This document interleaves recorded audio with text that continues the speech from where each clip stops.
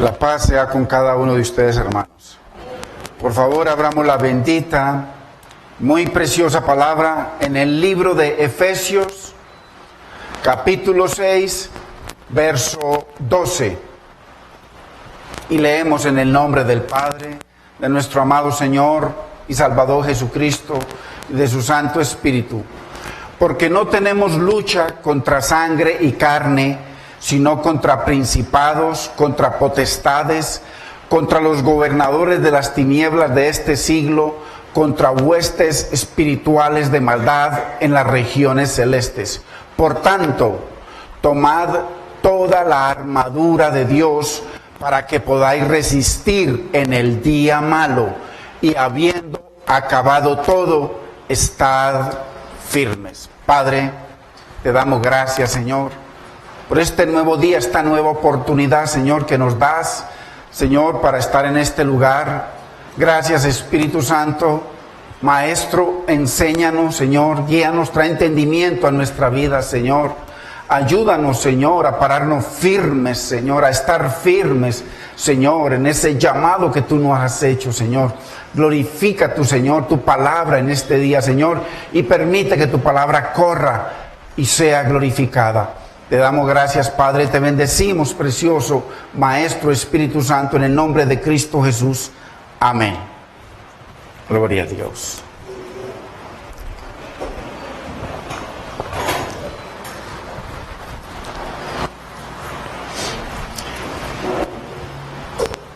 Hoy estamos en la enseñanza, en la séptima enseñanza de este precioso consejo que nos da el Señor, de este mandamiento sobre la armadura de Dios. Ahí nos dice, por tanto, tomad toda la armadura de Dios. Y es importante que nosotros veamos siempre el contexto bíblico, mirar la Biblia contextual. Porque al decir de Dios, significa que viene del corazón de Dios, que viene de la mano de Dios, que esa armadura es perfecta, que esa armadura es todo lo que nosotros necesitamos y que la necesitamos toda. Nos dice toda la armadura de Dios.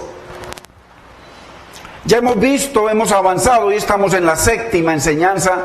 Y hemos visto mucho del por qué nosotros debemos tomar esta armadura. El Señor nos acaba de hablar de principados, de potestades, de gobernadores, de huestes.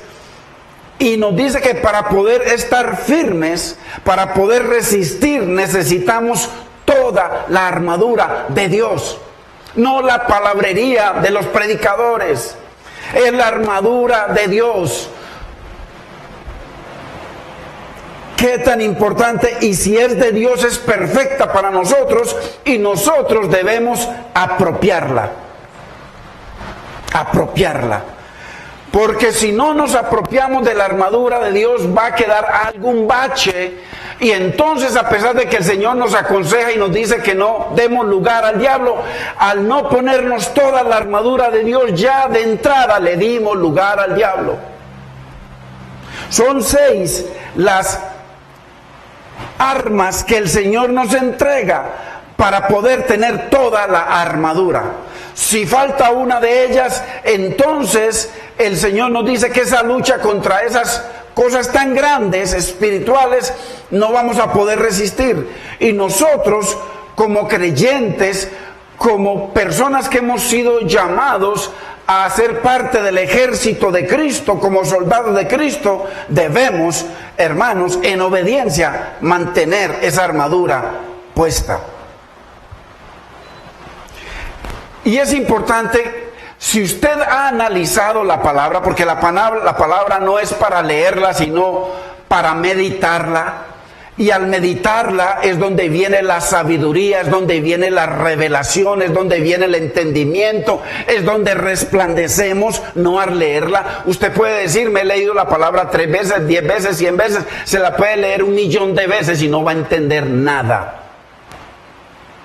si no resplandecemos meditando en ella y que sea el Espíritu Santo enseñándonos. Entonces esto no es por leer, sino por meditar. Porque claramente al el Señor mostrarnos estas 6 armas, nos habla del calzado. Cada una de ellas forman un todo. Y si las desglosamos, nos damos cuenta que en esencia, cuando el Señor nos dice que nos vistamos toda la armadura de Dios, no es otra cosa que ponernos, que vestirnos de Cristo.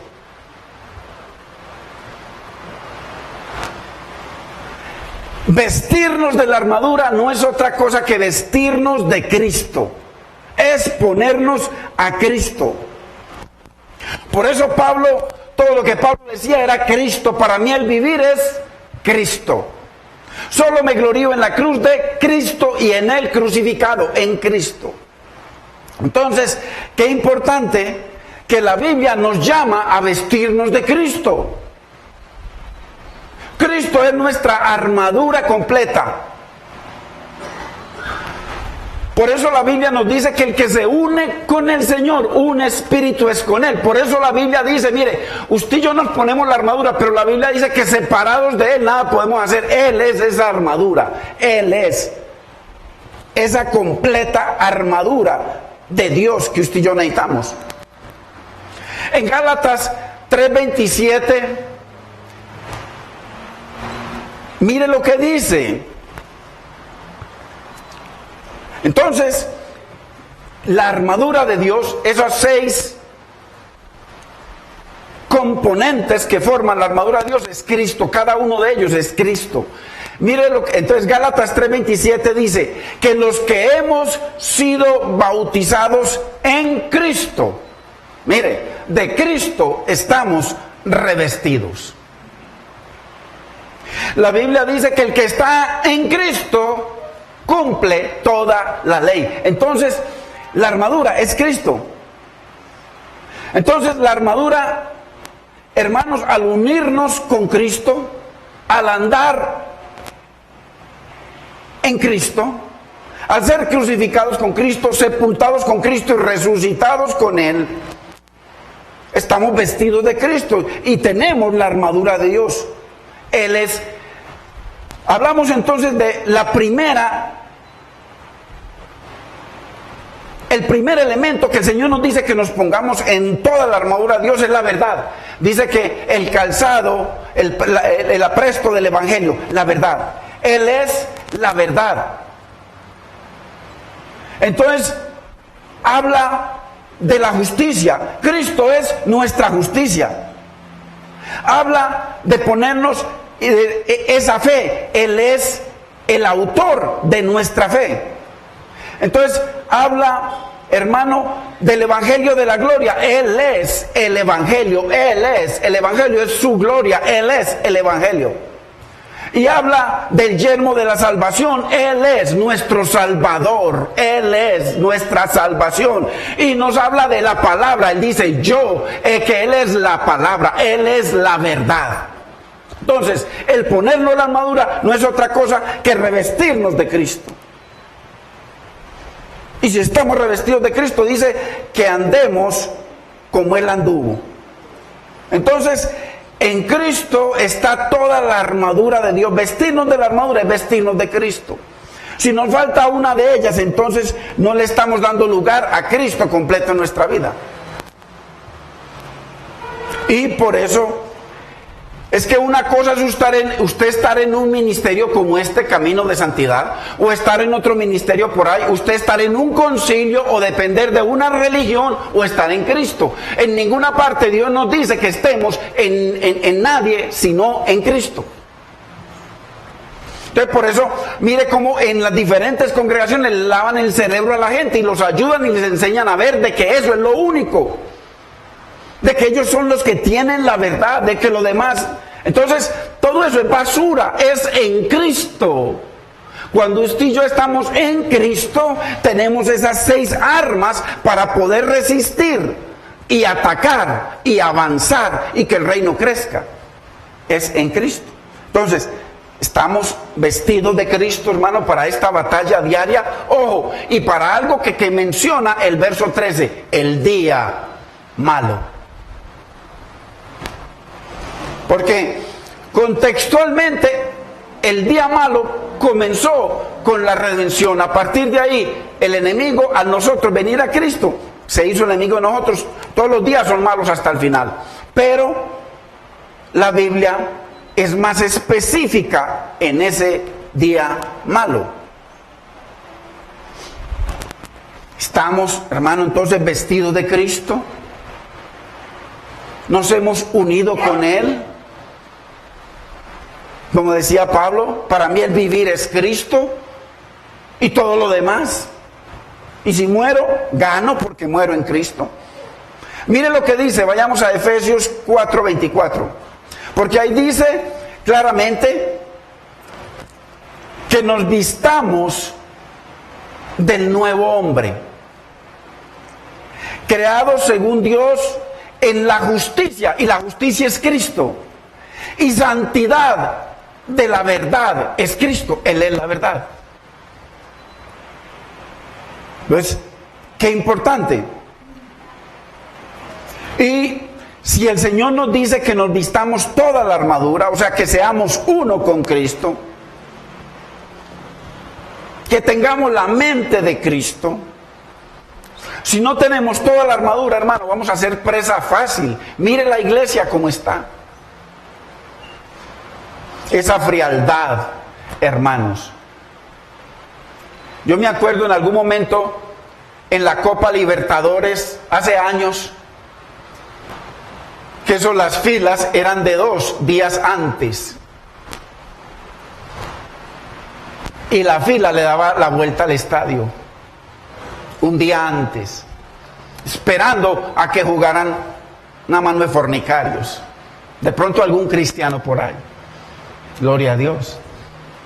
La gente un día antes haciendo fila. Van a ver un partido de fútbol y no, nunca lo empezamos 10 minutos después, no. 10 minutos o media hora, 1 hora antes estamos acomodados y cortamos con todo. Las novelas, etcétera. Qué inmundicia más grande, hermanos. Que nosotros con el Señor seamos tan miserables, tan perversos. ¡Qué terrible! ¿Cómo queremos ganar la batalla si no estamos vestidos de Cristo? Si Cristo para nosotros es parte del programa de mi vida, y si alcanza voy, y si no alcanza no voy. La Biblia dice que Dios no puede ser burlado. Aparentemente nos burlamos de Dios. Entonces, si no estamos vestidos de Cristo, si no estamos unidos a Cristo, si no tenemos la mente de Cristo, si no estamos andando como Cristo, dice que andemos como Él anduvo. Hermanos, vamos a ser presa fácil. Mire los hogares, mire los divorcios, mire la unidad familiar, hermano, la santidad. Eso cada vez está quedando a un lado, y la iglesia ha entrado, el mundo ha entrado a la iglesia. ¿Cómo viven hoy en día los creyentes? A tiro de escopeta. Donde la Biblia dice que nos remontemos como el águila a las alturas, hermano, para tener esa visión panorámica de Dios en nuestra vida. Entonces, qué importante, porque así vamos a vivir nosotros como las ondas del mar. Para allá, para acá, voy, no voy, me divorcio, no me divorcio, digo mentiras, no digo mentiras. O sea, con una vida, hermano, en 2 aguas, dándole cabida al enemigo. Y el Señor dice: no deis lugar al diablo. Hermano, porque la gente viene o de vez en cuando oran y esperan respuesta del Señor, y el diablo entrando, o sea, el enemigo con cabida por toda parte. La Biblia dice: separados de mí nada podéis hacer. O sea, separados de la armadura de Dios. Es una realidad. La armadura, como dice ahí, es para estar firmes en el día malo, hermanos. O cuando se puede ser el día malo, cuando estamos débiles, cuando somos más vulnerables a los ataques del enemigo. Muy importante, hermanos. Miremos un caso vemos sobre la tentación del Señor Jesús, vemos cómo los evangelios hablan cada uno sobre la tentación de Jesús, pero Lucas tiene algo que no tienen los otros evangelios sobre la tentación de Jesús y sobre la declaración que dice el Espíritu Santo ahí sobre el enemigo. Porque tiene que ver con ese programa constante del enemigo contra la iglesia. Vayamos a Lucas 4:13.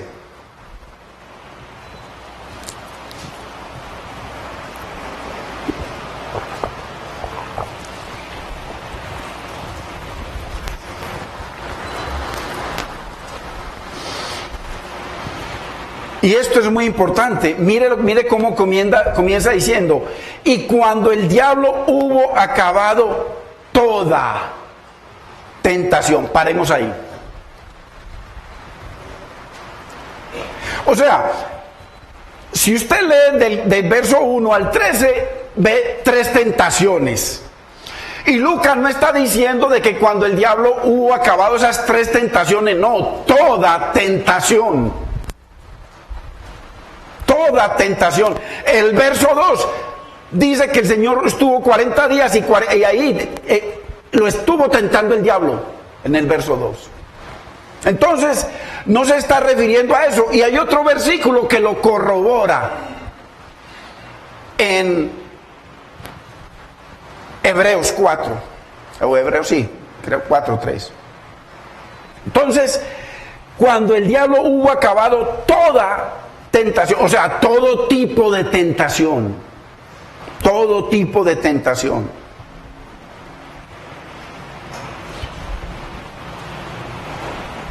Vayamos a Hebreos 4:15. Porque es importante que nosotros entendamos de que el Señor nos da un ejemplo, porque Él fue ejemplo de toda tentación. Él se despojó de toda gloria y poder y Él estaba sujeto, el Señor estaba aquí en su cuerpo, sujeto a lo que lo rodeaba. Mas sin embargo, mire lo que dice Hebreos 4:15, porque no tenemos un sumo sacerdote, el Señor, que no pueda compadecerse de nuestras flaquezas, todo tipo de flaquezas, todo, sexuales, de vicio, morales, todo tipo de cosas en las que fue el Señor tentado, sino uno que ha sido tentado ¿en qué? En todo. En todo. Si el Señor dice que conoce mis flaquezas, porque Él fue tentado en todo, ¿en qué somos tentados usted y yo? Somos tentados sexualmente. Somos tentados con vicios, somos tentados con mujeres, somos tentados con todo. Dice la Biblia que el Señor fue tentado exactamente en lo mismo. Entonces que Él puede comprender cuando nosotros somos tentados. Y por eso nos da el poder para cuando somos tentados en cualquier área poder vencer. Pero con Cristo puesto. Dice, sino que ha sido tentado en todo, ojo, como nosotros. O sea que en cualquier cosa que usted sea tentado, el Señor fue tentado. 40 días lo estuvo tentando el enemigo. Y no solamente 40 días, sino después. Pero dice, pero sin pecado, no cayó. Se paró firme a honrar a Dios. El Señor decía, mi alimento es que haga la voluntad de mi Padre que me envió y que termine su obra. Entonces, el diablo le pintó todo tipo de tentaciones, hermano, al Señor. Ojo, y esto es importante que lo entendamos. Acuérdese que en el Señor no existía concupiscencia. En Él no había concupiscencia. Entonces el enemigo no sabía cómo, en qué tentarlo o cómo tentarlo. Simplemente el enemigo le desplegó todo tipo de tentación para ver, a ver en cuál caía. El Señor no tenía concupiscencia. Acuérdese que el Señor fue, hermano, por obra del Espíritu Santo. Él nació en santidad y se guardó santo hasta la muerte. Hasta que recibió los pecados de nosotros. A partir de ahí se llenó de pecado. Entonces el diablo le pintó todo tipo de tentación. Es muy importante que lo entendamos, hermano. Donde no se explica la palabra. Para ver si caía.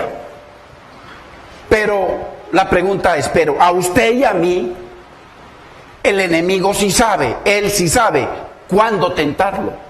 ¿Cómo tentarlo? ¿Por qué tentarlo?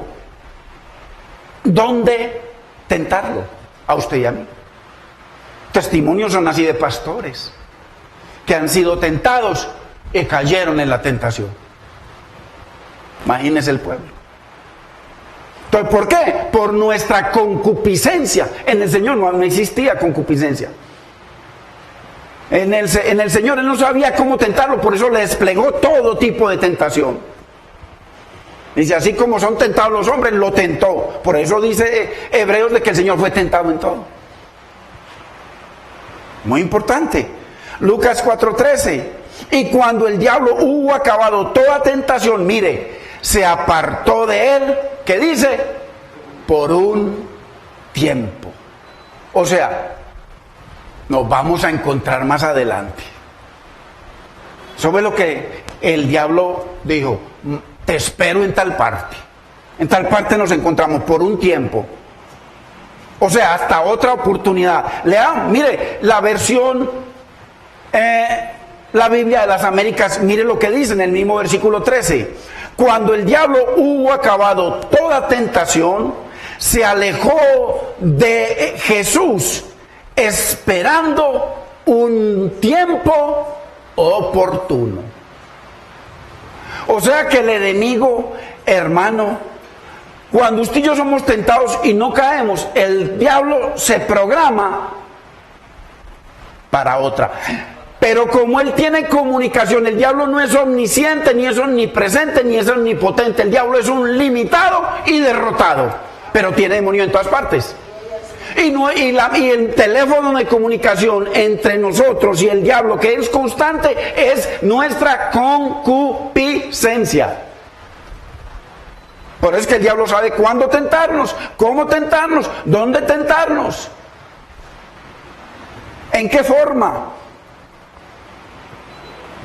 ¿Ves? Nos tienta en una forma y no, pero nuestra concupiscencia nos vende. ¿Por qué? Porque nuestra conciencia es el elemento que le muestra a Dios nuestra manera de obrar, nuestro pecado y todo lo demás.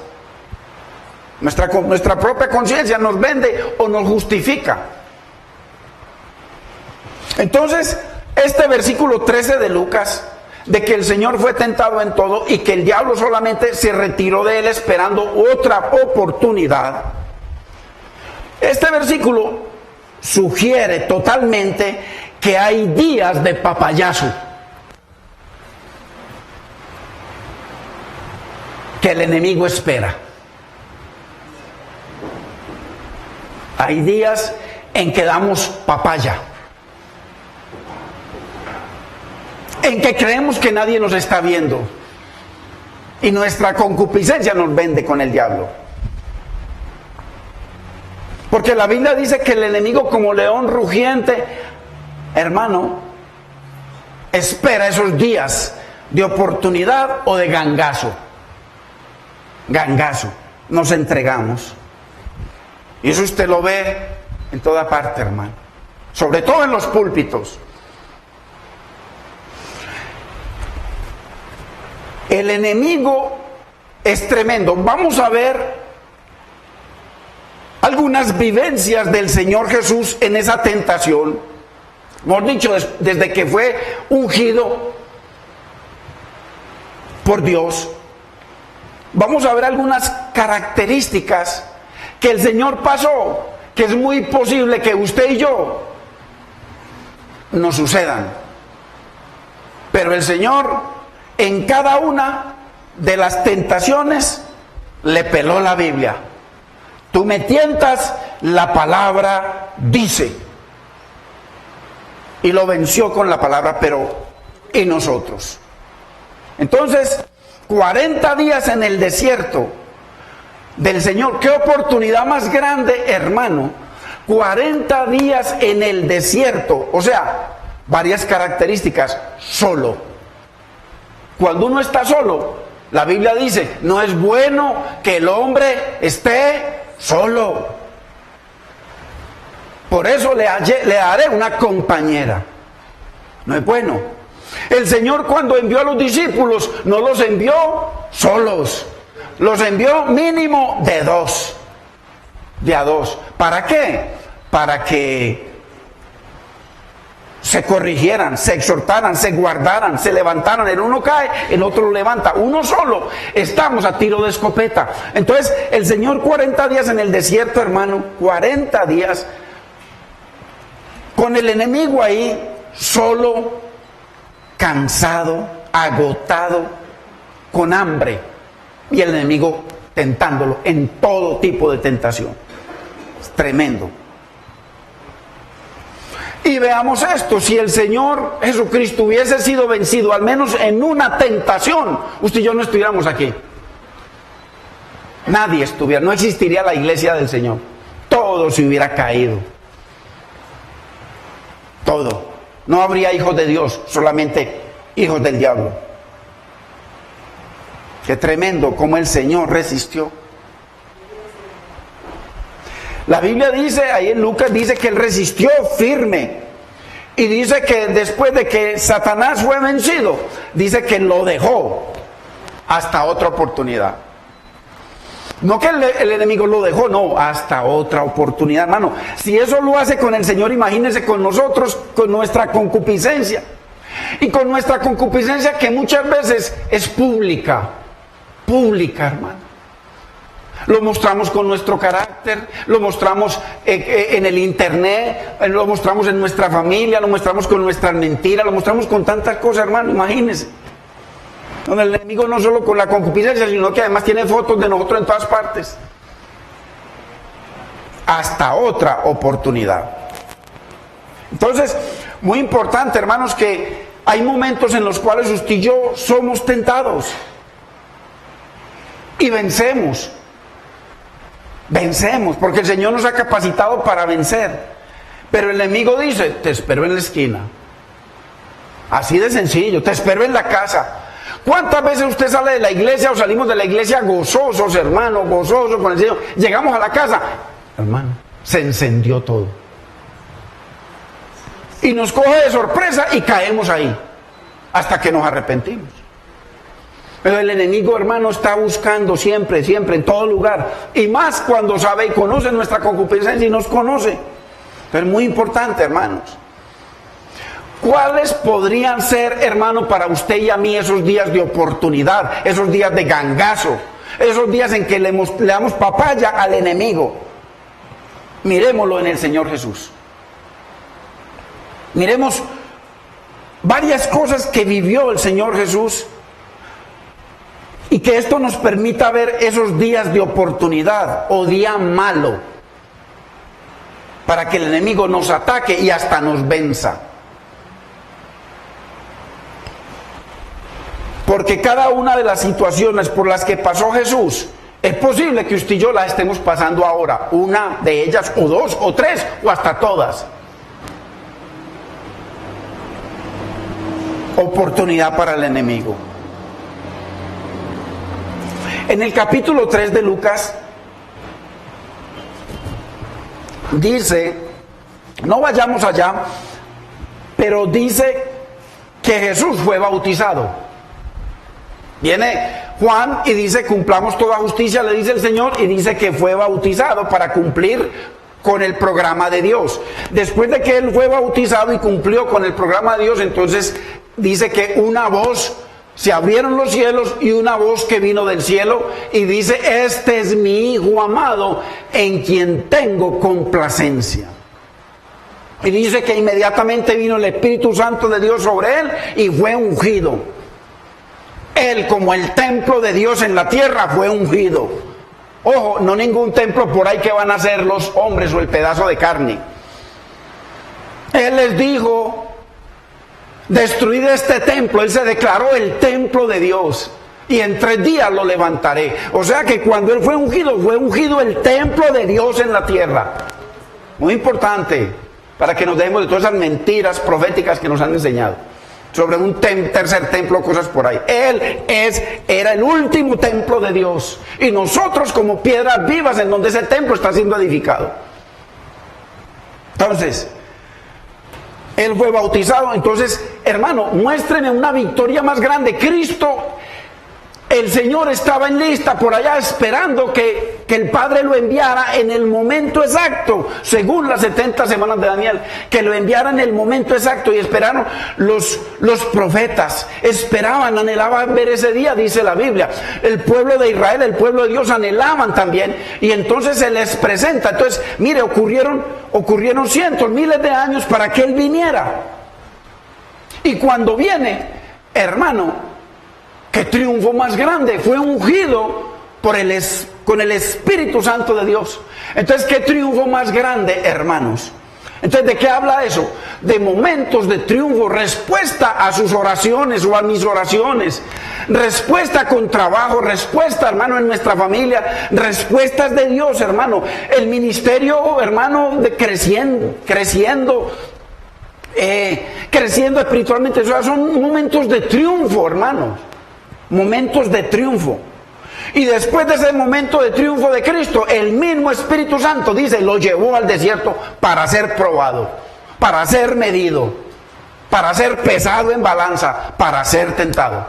Entonces, esos momentos de triunfo de nosotros, muchas veces, hermano, usted no sabe los testimonios que hay de pastores en campañas, hermano, que miles de personas se convirtieron, dicen, en fin, hermano, y en vez de caer de rodillas, postrados, y de ahí seguir para adelante, hermano, armados con el Señor, vestidos de Cristo, hermano, se descuidan y se van a celebrar. Y en esas celebraciones hay testimonios así, de cómo el enemigo ha hecho y deshecho. Yo conozco un poco, porque uno tiene que estudiar y tiene que ver. Entonces, ese es un momento en el cual el enemigo nos espera después del triunfo. ¿Cuántas veces después de un triunfo espiritual, hermano, bajamos la guardia y ya nos creemos, uy, no está yendo muy bien, hermano, y bajamos la guardia? No oramos, no, todo normal, hermano, de un momento a otro viene el enemigo y acaba. Es un momento que vivió Cristo y que nos puede suceder a nosotros. Porque en ese momento fue la inauguración, hermanos, del ministerio terrenal de Cristo esperado hace miles de años. Y después de eso, hermano, ungido con el Espíritu Santo de Dios, nadie lo toca, el mismo Dios lo envió para que lo tocaran. Hermano, Dios mío. Eso que por mucho que estudiemos, que por mucho que leamos, que por mucho que nos congreguemos, que por mucho que oremos, hermano, no. El enemigo anda como león rugiente, hermano. Y usted termina esos días de dedicación al Señor, de oración, hermano, o de ayuno con el Señor, si es dirigido por el Señor, hermano, gloria a Dios, y ahí está el enemigo esperándolo a uno, inmediatamente. Entonces, qué importante, hermano, verlo en la vida del Señor. Y un triunfo espiritual, ahí mismo nos está esperando el enemigo. Después de cualquier victoria. Ahí podemos ser, hermano, probados. Muy tremendo, hermano. ¿Por qué? Porque después de una victoria espiritual, si no la cuidamos, si no sabemos quién es el que reina, si nos descuidamos de quien nos dice que caminemos como Él, que andemos como Él, que nos vistamos de Él, hermano, nos hacemos más vulnerables. En medio de un triunfo espiritual nos hacemos más vulnerables. Bajamos la guardia, hermano. Y esto no se nos olvide de que el mejor testeador, el mejor examinador, el mejor escáner que tiene Dios para medirnos es el diablo. No hay otro, es el diablo. Y es el que Dios más usa para pesarnos, el diablo. Dios no lo manda, Dios lo usa.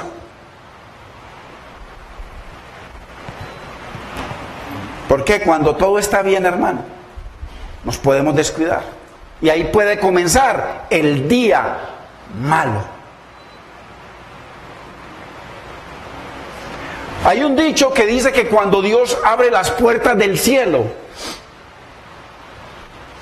el enemigo, hermano, nos acecha. Mientras Dios está abriendo las puertas del cielo, el enemigo está acechando como león para destruirnos. Eso es una realidad. Además es bíblico. No nos podemos descuidar. El enemigo ataca sutilmente. Hermano, ¿cómo es posible que estamos aquí compartiendo la palabra y yo de pronto comienzo a mirar una hermanita? A mirar y vuelvo y miro la hermanita y aquí todo bien y predicando y estudiando y todo normal, hermano, y orando y sigo mirando a la hermanita y casado. ¿Qué pasó? ¿Qué di? Lugar al diablo. Pero todo sigue normal, sigue predicando, sigue, hermano. Yo veo un pastor, y no lo digo por nada, hermano, que Dios lo guarde, parece que ya está restaurado y que Dios lo use. Pastor Tony Moya, una persona, su ministerio creciendo, pero le puedo mencionar más de 100. Creciendo enormemente, y eso le puede pasar a usted y me puede pasar a mí en cualquier momento. O sea que aquí nadie puede escupir para arriba porque inmediatamente nos mojamos. Entonces, ese ministerio creciendo y él con la novia ahí y la esposa al lado. Qué momentos de triunfo, ese ministerio creciendo internacionalmente, reconocido, hermano, todo, y la elocuencia del hombre y todo, porque, hermano, y la iglesia apoyando y todo, hermano, hasta que vino el enemigo, porque el enemigo, ¿qué? El enemigo, hermano, sutilmente se nos va metiendo, porque él se mete con sutilezas, acuérdese, las estrategias del enemigo son las sutilezas, los disfraces, las mentiras, es padre de mentira, y nos engaña. Y, hermano, para después avergonzarnos públicamente, y eso le pasó al pastor Moya y a muchos otros, y nos puede pasar a nosotros. Después de un triunfo, el enemigo, hermano, entonces triunfos espirituales que se ven, que se notan, que se miden.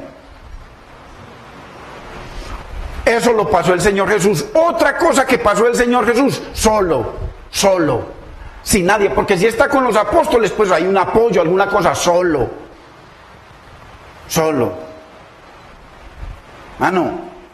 Para el enemigo la soledad, nuestra soledad es una oportunidad, y más cuando somos casa sola, porque hay creyentes casa sola, y cuando somos casa sola, hermano, el enemigo, estamos a tiro de escopeta. Porque cuando uno es casa sola, hermano, es bueno que estemos, hermano, en comunión, lo dice la Biblia. Porque ahí nos podemos exhortar los unos a los otros, nos podemos bendecir con exhortación. Pero imagínense uno casa sola, llega el internet y todo lo que entra por ahí, la pornografía, la prostitución, todo tipo de vejámenes, todo, en toda parte, hermano. El teléfono, tantas cosas. Uno es bueno andar acompañado, pero el Señor estuvo solo en el desierto. Solos somos más vulnerables, hermano, sin quien nos reconvenga, sin quien nos corrija. Peligro. Qué tremendo, hermano. Otra oportunidad, mire, después de un triunfo, estar solos como el Señor. Otra oportunidad cuando estamos cansados, hermano. A veces nos cansamos, a veces usted se cansa de tanto trabajo, tanto esfuerzo, tanta lucha con los hijos, lucha con el hogar, lucha con el mismo carácter de uno, hermano, agotados, por muchas diferentes razones, hermano, nos hacemos más vulnerables al enemigo. ¿Y por qué? Porque en esas circunstancias, cuando nos estamos cansando, agotando, hermano, es fácil tirar la toalla, hermano. Es fácil bajar los brazos. Nos hacemos más vulnerables. Situaciones, por problemas. Porque no vemos respuesta de Dios, hermano. Estamos orando por diferentes circunstancias y parece que no vemos respuesta. Otra cosa que le sucede mucho a las mujeres por la falta de carácter del hombre, del carácter de Cristo del hombre, que quedan solas las mujeres. O así estén acompañadas como si estuvieran solas, hermano. Pareciera que la mujer lleva la carga completa la carga, tanto del padre como de la madre. Y eso cansa, agota. ¿Por qué? Porque les toca multiplicarse en el hogar. Entonces son circunstancias en donde hay que estar muy apercibido, hermano, porque nos cansamos, nos agotamos y podemos bajar la guardia. Y quizá ese sea el día malo que el enemigo espera. Entonces mire, que hay un día malo constante, pero hay un día malo en donde pueden ocurrir cosas terribles y el enemigo siempre nos está esperando. Así nos tumbe en una, va a querer tumbarnos en otra y en otra y en otra, sin pare.